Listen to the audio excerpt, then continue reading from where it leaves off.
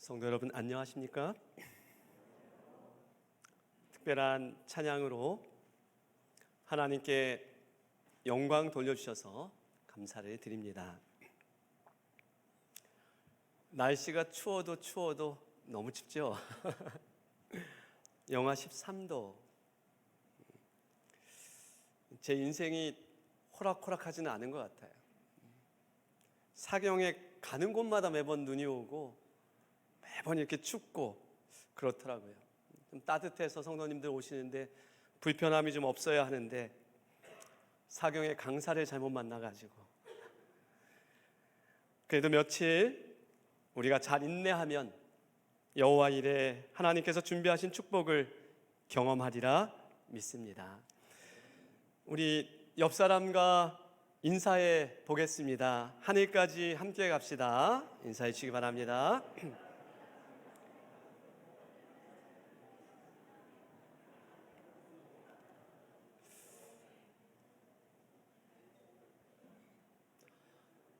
예수만 바라보세요. 영생의 길. 오늘 사경의 둘째 날 하나님의 자녀됨이라는 제목으로 말씀을 전하겠습니다.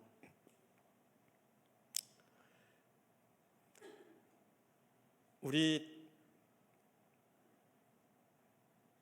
성도님들은 재림교인이어서 행복하시나요?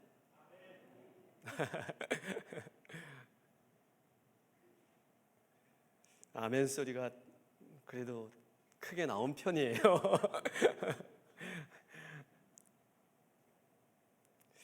어린 시절에 저는 학교에서 점심시간에 꼭 먹어보고 싶은 게 있었어요. 지금은 아무것도 아닌 반찬인데 그때는 좀 사는 아이, 보통 아이들에게는 좀 특별한 날 가져오는 반찬이었는데요. 이거였어요.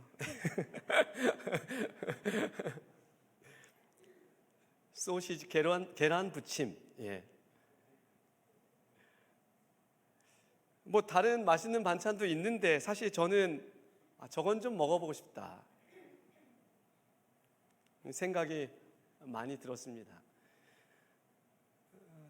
전 지금도 먹고 싶어요.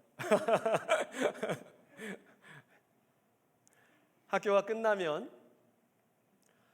학교 앞 가게에 아이들이 줄을 섭니다. 저희 동네에서는 이 가게가 처음 생겼어요. 예. 핫도그 가게. 저희 가장 친한 단짝 친구랑 둘이서 정문을 나가면 호주머니에 용돈이 있는 날은 꼭 하나씩 들고서 저희 학교에서 집까지 약 10리, 4km 정도 됐어요. 초등학교 1학년, 2학년 아이들에게는 꽤 먼 거리였어요. 걸어서 다니는데 저는 이 핫도그를 조심스럽게 먹습니다. 이유가 있어요. 그리고 마지막 남은 햄을 제가 어떻게 해요? 제 친구에게 줍니다. 나는 안 먹는데 소중한 친구에게는 먹여. 율법주의자죠. 나는 안 먹는데. 근데 여러분 버릴 수는 없었어요. 제가 사실 저는 엄청 먹고 싶지만 재림교인이라 먹을 수 없는 거였고 제 친구는 제 손만 보고 있어요. 네. 그래서 제가 선택한 최선의 길은 조심해서 먹고 꼭 이것을 이 친구에게 주는 거였어요. 이게 뭐가 이래요? 이게 생각해보면 재림 성도로 사는 삶이 좀 이상한 것 같아요. 지가 안 먹으면 소중한 친구도 주지 말아야지. 하여튼 먹는 것도 좀 갈등해야 되고 나는 안 먹는 거지만 귀한 거라 누구 주는 건데도 이런 건 좀 그래 마음이. 남들은 고민 안 하는 거잖아요. 그럼 재림 성도로 사시는 것 행복하시죠?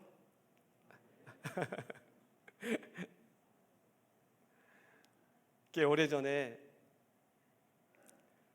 저의 목회지가 저 합회에서 가장 서쪽에 있는 어떤 섬이었어요. 저는 그곳에서 장기 목회를 결심하고 장기 목회 계획안도 합회에 제출했습니다. 그리고 정말 열심히 교회를 섬겼어요. 어르신들만 있었던 교회인데 그 시골 교회에 패스파인더 대원이 40명이 모였어요. 똑똑한 아이들로 모았습니다. 학생반, 청년반도 조직이 됐어요. 우리는 희망을 품게 되었습니다. 이렇게 해볼 수 있겠다. 그런데 3년 만에 덜컥 발령이 나버렸어요. 여러분, 목회하면서 예상치 못하게 발령이 나면 목회자는 뒤통수를 이렇게 딱 맞는 느낌이에요. 저를 너무나 잘 도와주셨던 장로님이 너무나 섭섭한 마음에 저에게 한마디 하셨어요. 목사님이 합회에 가겠다고 말씀하셨어요? 그때 제 마음이 참 많이 아팠어요. 제가 열악한 교회지만 이 교회를 위해서 장기 목회 계획안도 합회에 제출했고 제 청춘을 바쳐보려고 했는데 어떻게 저한테 합회에 이야기했냐고 그렇게 말씀할 수가 있지. 그럼 그때 제 입에서 한마디 답변이 나왔어요. 아니요. 그럼 재림교회 성도로 재림교회 목사로 살아가는데 그 일이 참 쉽지만은 않은 것 같습니다. 동병상련, 측은지심. 우리 교단의 목회자와 성도는 서로에게 더 잘 해주어야 될 것 같습니다. 하루가 지났을 때 화가 난 우리 교회 장로님들이 여러 차례 합회로 연락을 했고 총무부장님이 저에게 결국 전화를 하셨어요. 근데 이런저런 이야기 하시다가 한마디 툭 던지셨어요. 김 목사가 가서 꼭 해야 할 일이 있어요. 이런 목회자가 이 말을 들으면 더 이상 할 말이 없어요. 그냥 끝이에요. 이제 떨어지지 않는 발걸음을 뒤로 하고 새로운 교회로 갑니다. 가보니 어떤 교회에서도 생길 수 있는 일이었어요. 이런저런 사정으로 교회가 딱 반쪽이 나 있었어요. 첫 안식일 설교 전에 교과 공부 시간에 이제 직원들을 좀 모았습니다. 13분 정도의 장로님 지사님들이 모였어요. 그래서 하시고 싶은 말씀 좀 이렇게 좀 해보세요. 이렇게 이야기를 듣습니다. 한 분 한 분 말씀을 하시는데 마음이 많이 상해 있으셨고 저는 어디 교회로 가기로 했습니다. 저는 어디 교회 정해놨습니다. 오늘이 마지막 안식입니다. 여러분 13분 거의 대다수의 분이 그렇게 이야기를 하셨어요.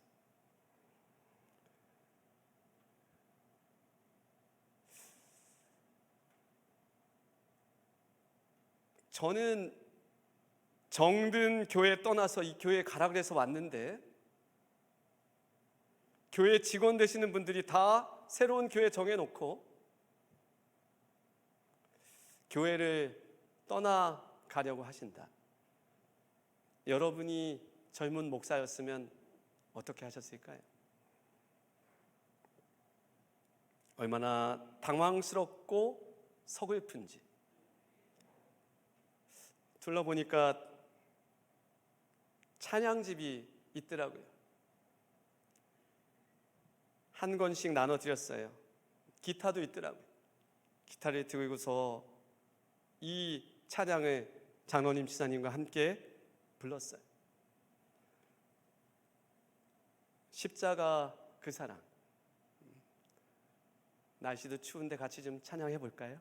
십자가 그 사랑. 우리 명 목사님 도와주시겠습니까? 멀리 떠나서 무너진 나의 삶 속에 잊혀진 주 은혜, 돌 같은 내 마음 어루만지사 다시 일으켜 세우신 주를 사랑합니다. 지나간 이들을 기억하지 않고 이전에 행한 모든 일 생각지 않으리. 사막의 강물과 길을 내시는 주, 내 안에 새 일 행하실 주만 바라보리라. 함께 찬양해 보시겠습니다.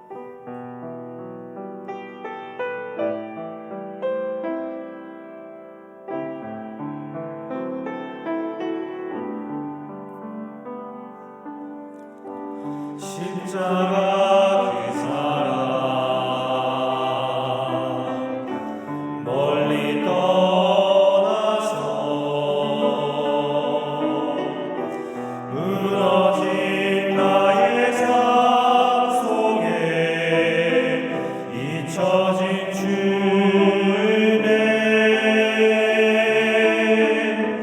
돌 같은 내 마음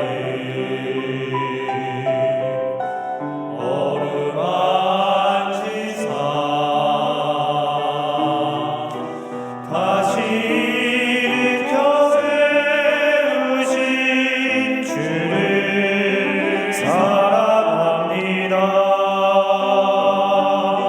주 나를 보호하시고 날 붙드시리. 나는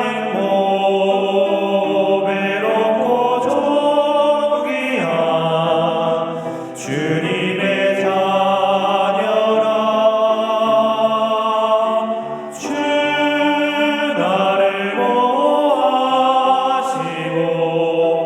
날 붙드시리. 나는 외롭고 존귀한 주의 자녀라.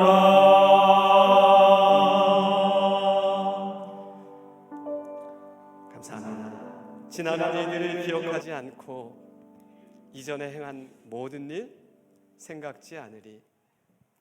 사막의 강물과 길을 내시는 주, 내 안에 새 일 행하실 주만 바라보리라. 이제 감사합니다. 이제 기도했습니다. 뭐 어쩌겠어요. 찬양하고 성도님들이랑 같이 기도했어요. 그리고 이제 설교 예배를 위해 기도실에서 이제 단상에 올랐고요. 설교 단상에 올라가서 첫 설교를 하려고 제가 섰는데 제 눈에서 눈물이 얼마나 쏟아지는지. 아니, 저 아픔을 가지고서 재림 성도라고 또 교회 안 나올 수 없어가지고 이 교회에 와서 앉아서 있는 우리 성도님들의 모습이 클로즈업 되면서 제가 너무 안쓰러웠어요. 너무 안쓰럽고. 그리고 그들 앞에서 설교하겠다고 서 있는 저 자신도, 재림교회 목사인 저도 너무나 스스로 가엾게 느껴지는 거예요. 한마디 하면 눈물이 나오고, 한마디 하면 또 눈물이 쏟아지고, 한 시간 내내 그럼 제가 몇 마디 못하고 울다가 그렇게 내려왔습니다. 하나님의 은혜로 제가 그 교회에서 그 장로님 집사님과 함께 행복하게 7년을 목회했습니다. 오늘 하나님의 자녀됨에 관해 생각해 보려고 합니다. 여기 한 장의 사진이 있습니다.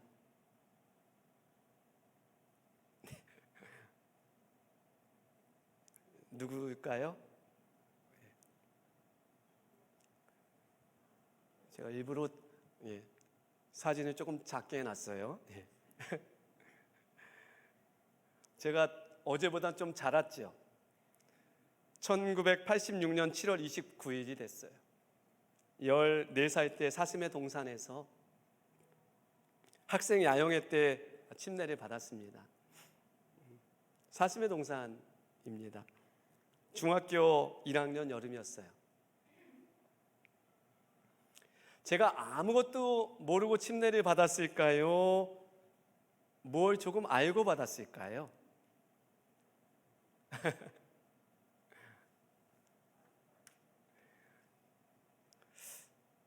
제가 많은 것을 알진 못했지만 지금도 분명하게 그려져요. 그때 일이 그려지고 기억이 납니다. 저 때 중학교 1학년인 저는 입술을 꼭 깨물고서 이렇게 결심했어요. 하나님의 사람으로 죄짓지 않고 믿음으로 살아가겠다. 단단히 결심했어요. 그 순간 너무 진지했고 순수했고 또 정말 그렇게 살아야겠다 결심했기 때문에 또 그렇게 살고 싶었어요. 어린 마음이지만 매우 간절했어요. 여러분 생각해 보면 아이들이 어려 보이지만 초등학교 5학년 이상이 될 때 침례를 받습니다. 그 아이들이 침례를 받는 순간 그들이 하는 결심은 절대로 무시할 수 없는 결심이에요. 하늘에 닿는 결심이에요. 그 침례의 순간에 아이들의 그 결심이 하늘에 닿는 결심입니다. 오늘 제가 여러분과 나누고 싶은 부분, 하나님의 자녀가 되는 저 침례의 순간에 무슨 일이 일어나는가입니다. 그리고 그 후는 도대체 결론부터 말씀드리면 중학교 1학년 14살 아이의 고귀한 결심은 몇 날이 못 가서 산산조각이 났어요.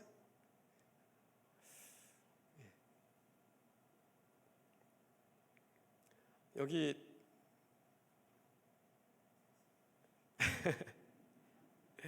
아시죠? 초등학교 2학년 국어시험에 다음과 같은 문제가 나왔습니다. 다음 가로 안에 들어갈 말을 쓰세요. 이 아이가 연필을 꼭 쥐고서 고민합니다. 뭐지? 뭘까? 그러다 답을 적습니다. 뭐라고 적어요?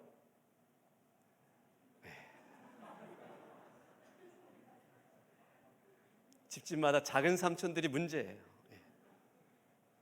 저도 조카들에게 작은 삼촌인데 결심이 3일을 못 가요.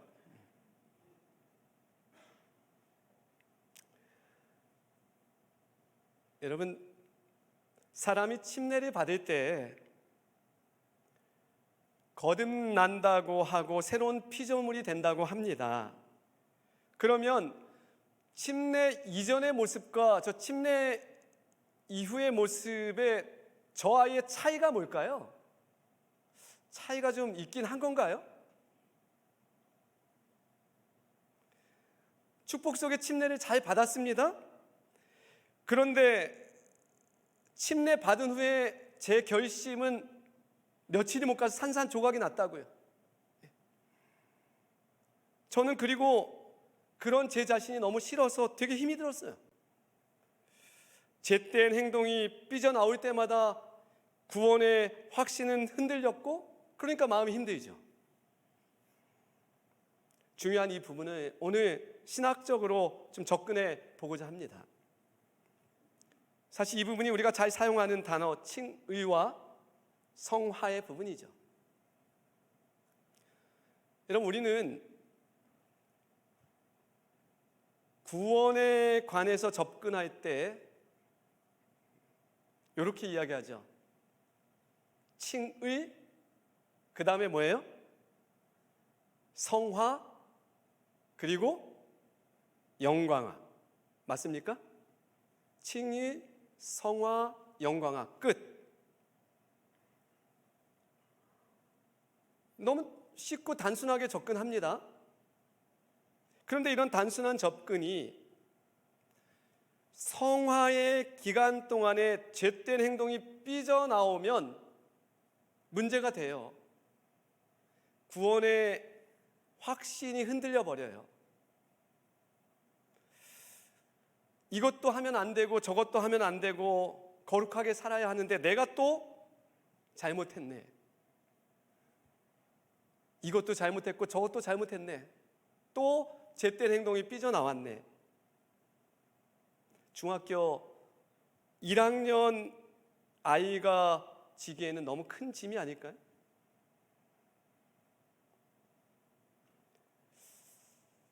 자꾸 구원의 확신이 약해지죠. 혹시 여러분들도 그러셨나요? 그런 경험을 하셨나요? 침례받을 때 결심 이후에 어떤 죄된 행동으로 인해서 많이 아파하고 힘이 들었을까요? 아니에요? 저만 그래요? 많은 사람이 저와 같은 고통을 느꼈다면 우리는 칭의와 성화에 대한 생각의 변화가 필요합니다. 칭의와 성화의 정의가 이렇게 단순하면 여러분, 누군가에게는 매 순간 구원의 확신이 사라져버릴 때가 있다고요. 죄짓지 않고 잘 살아야 되는데 이것도 해야 되고 이것도 해야 되고 이것도 해야 되는데 난 못했어.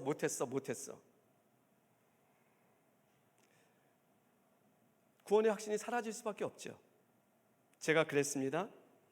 또 칭의와 성화의 정의가 너무 복잡하면 논쟁에 휘말릴 수 있어요. 이것도 구원의 확신에 어려움이 생깁니다. 여러분, 이런 정의는, 이런 문제는 우리만의 문제가 아니에요. 교회 역사에서 치열했던 논쟁의 쟁점은 칭의와 성화, 바로 이 부분이었어요. 여기 이 논쟁에 있어서 어떤 사람은 칭의를 성화 속에 포함시킨다고 다른 사람을 비난하지만 다른 한편 그도 역시 무엇에 몰두해? 칭의에 몰두해 성화를 배제한다는 비난을 받고 있다. 신학자들도 어려워하는 부분이라는 거죠. 칭의와 성화에 대한 부분이 쉽지 않다는 거죠. 이유가 있습니다. 왜 그럴까요? 사람이 구원받는 신비하고 놀라운 이 일이 신학적 용어로 칭의, 성화 이렇게 설명하는 것보다는 그 범위가 훨씬 넓기 때문이에요. 훨씬 넓습니다. 그럼 재림교회 신학자 조지 알 라이트는 재림교회가 가진 칭의와 성화를 꽤 건전하게 이렇게 풀어내는데요. 일단 칭의가 무엇일까요? 칭의란 같이 한번 읽어보겠습니다. 그리스도의 희생을, 시작.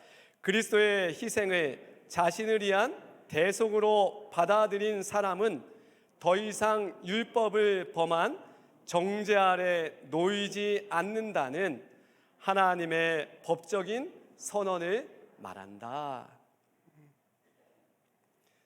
우리가 침례를 받을 때 일어나는 일이 바로 이 최초의 칭의입니다, 여러분.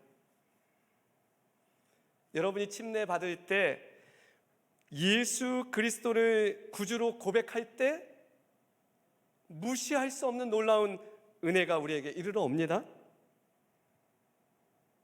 여기 보면 율법을 범한 정죄 아래 놓이지 않는다, 하나님의 법적인 선언이 선고가 됩니다. 여기 엘렌 지 화이트는 이렇게 기록하고 있습니다. 같이 읽어보겠습니다. 제인이 시작. 제인이 그리스도를 자신의 개인적인 구주로 주장하면서 그분의 대속적 희생의 공로를 믿는 참된 믿음을 행사하는 그 순간 그는 의롭다 여기심을 받는다. 아멘. 의롭다 여기심을 받는다. 최초의 칭의예요. 의롭다 하심을 받는다. 그러니까 침례 그 식장, 이 침례식에서 우리가 침례를 받을 때 의롭다 하심을 받는다.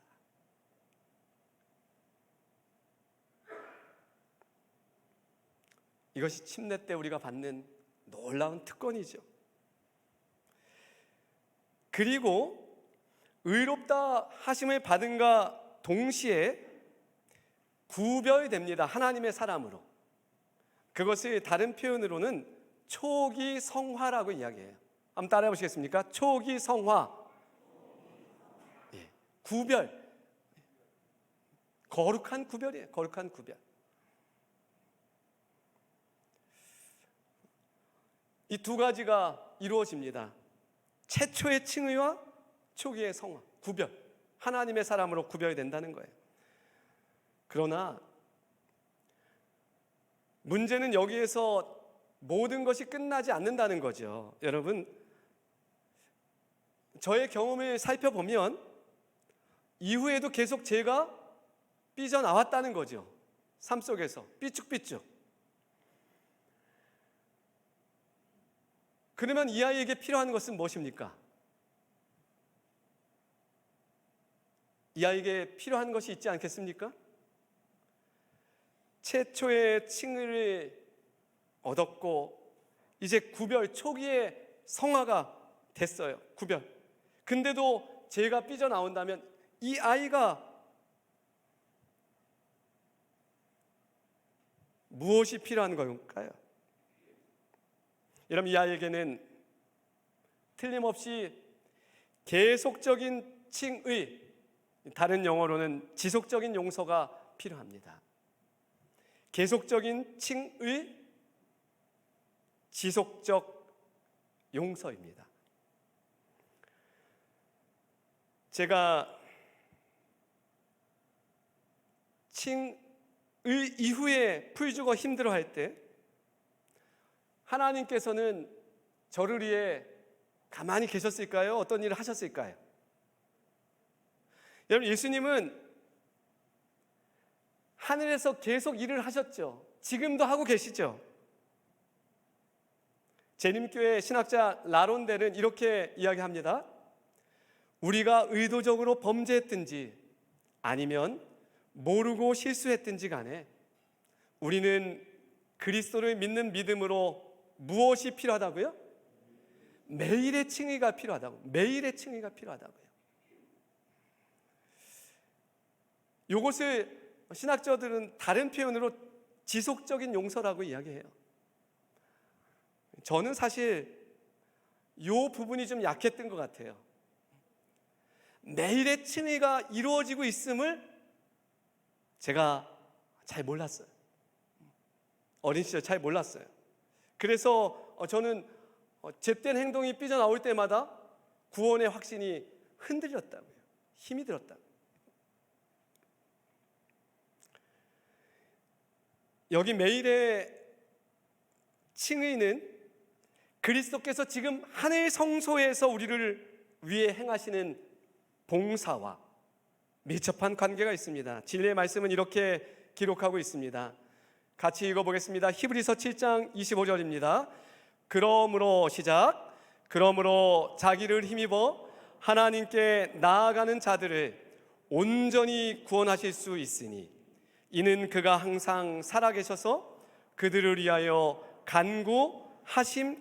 아멘. 자기를 힘입어 하나님께 나아가는 자들을 온전히 구원하실 수 있고 그가 항상 살아계셔서 그들을 위하여 간구하신다고요. 요한 1서 2장 1절은 더 소중한 말씀으로 다가왔어요. 저에게는 나의 자녀들아, 시작. 나의 자녀들아, 내가 이것을 너희에게 쓰면 너희로 죄를 범하지 않게 하려 함이라. 만일 누가 죄를 범하여도 아버지 앞에서 우리에게 대언자가 있으니 곧 의로우신 예수 그리스도시라. 아멘. 얼마나 소중하게 다가오는 말씀인지. 만일 누가 죄를 범하여도 아버지 앞에서 우리에게 대언자가 있으니 곧 의로우신 예수 그리스도시라. 제가 이 진리를 좀 더 일찍 알았으면 어린 시절 시시때때로 구원의 확신이 흔들려서 아파하지 않았을 텐데, 예수님께서 나를 위해서 지금 일하고 계신데 의롭다 해주시는데, 여러분 이 귀한 진리를 믿으십니까? 로마서 8장 34절입니다. 누가 정죄하리요? 죽으실 뿐 아니라 다시 살아나신 이는 그리스도 예수시니 그는 하나님 우편에 계신 자요.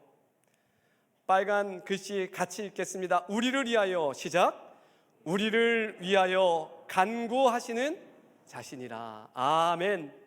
누가 정죄하리요? 그는 하나님 우편에 계신 자요.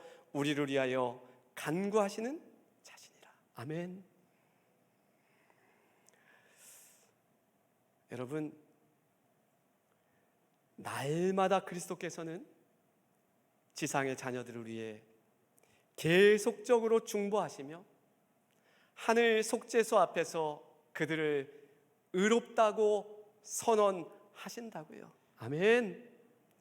날마다 의롭다고 선언하신다고요.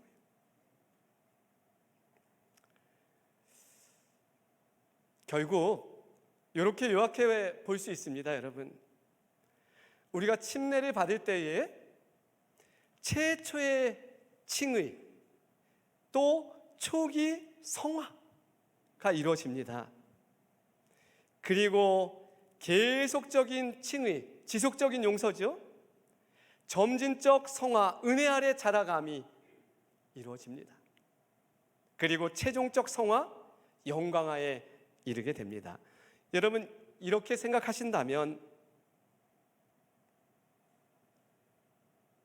우리가 하나님의 자녀가 된다는 것은 우리의 근본적인 죄, 나를 사망으로 모는 죄는 예수님께서 십자가를 통해서 해결하셨다는 거예요. 아멘.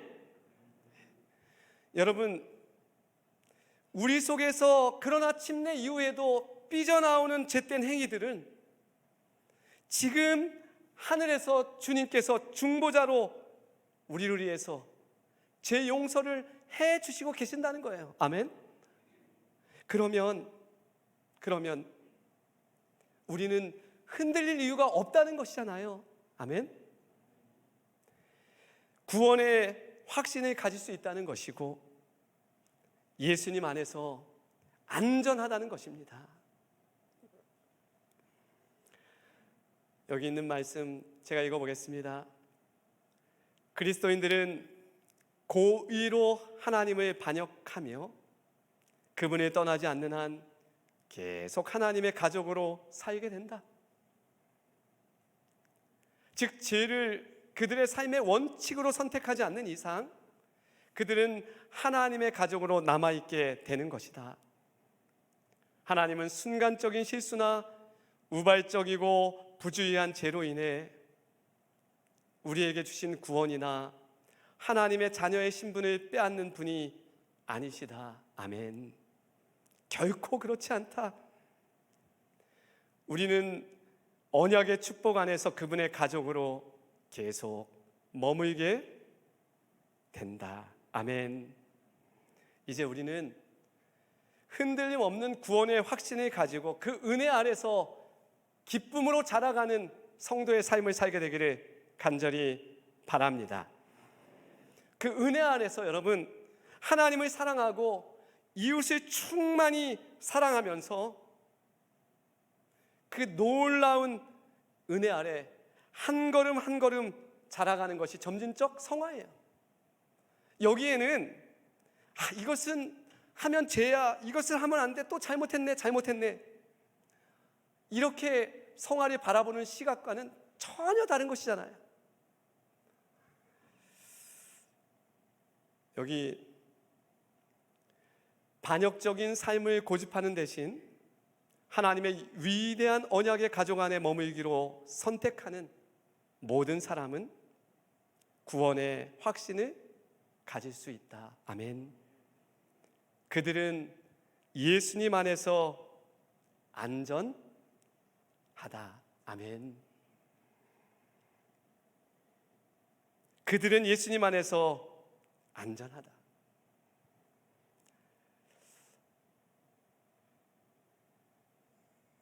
저희 아이들이 어렸을 때의 모습인데요. 쌍둥이 두 딸이 있다고 했죠. 올해는 벌써 대학교 3학년이 됐어요. 저기 이렇게 옆을 보고 있는 아이의 이야기입니다. 그 아이가 둘째 아이인데요. 어디 뭐 재짓게 생기지 않았잖아요, 그죠? 그런데 이 아이가 5살이 됐을 때 양문 어린이집, 우리 사택 가까이 있는 어린이집을 다니게 되었어요. 어느 날 엄마가 이제 가방을 정리하는데 사주지 않은 예쁜 깃털이 달린 연필 하나가 뚝 튀어나왔어요. 연필이 나왔어. 네. 엄마가 눈이 동그래져 가지고 이거 뭐야? 예은아 이거 뭐야? 그 아이가 뭐라고 이렇게 말을 못해요. 어버버버 이렇게 해야 되는데 못해요. 어떻게 된 거죠? 여러분, 그 나이가 그렇다고 해요. 좋은 게 있으면 저게 내 건지 남의 건지 희미해진다 그래요. 지 옆에 있는 아이께 너무 예뻐가지고 그것을 가방에다 쏙 집어넣고 온 거예요. 그래도 부모로서 어떻게 해요? 엄마 아빠가 가르쳐야 되잖아요. 엄마가 혼을 냈습니다. 그리고 이제 그 아이에게 그 연필을 지어주고 제가 어린이집으로 이 아이 손을 잡고서 갑니다. 아휴, 가는데 이 아이 눈에서 눈물이 또르르 흘러요. 염려가 돼서 선생님한테 가야 되니까, 또 가서 이걸 전달을 해야 되니까 제가 손을 잡고 가는데 얼마나 안쓰러운지 애가. 근데 어떻게 해요? 인상 쓰고서 이 아이를 데리고 가는 거죠.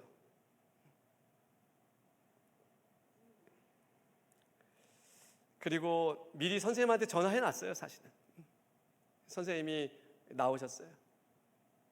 이 예은이가 가서 이 연필을 선생님 죄송해요 하면서 이렇게 눈에서 눈물이.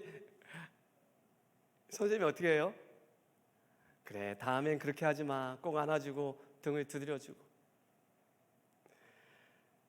제 마음이, 근데 이 데리고 가는 그 순간 제 마음이 참 많이 아프더라고요. 이걸 이렇게까지 해야 되나 싶었어요.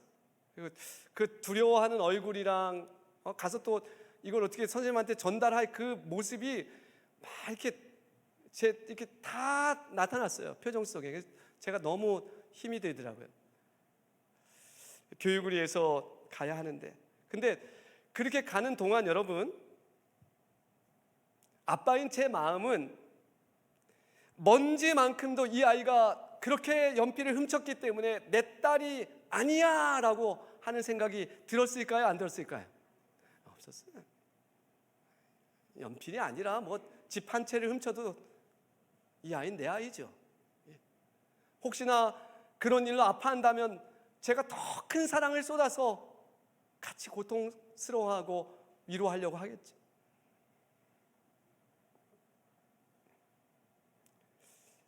그게 아빠의 마음이죠. 우리에게 아버지 하나님이 계십니다, 여러분.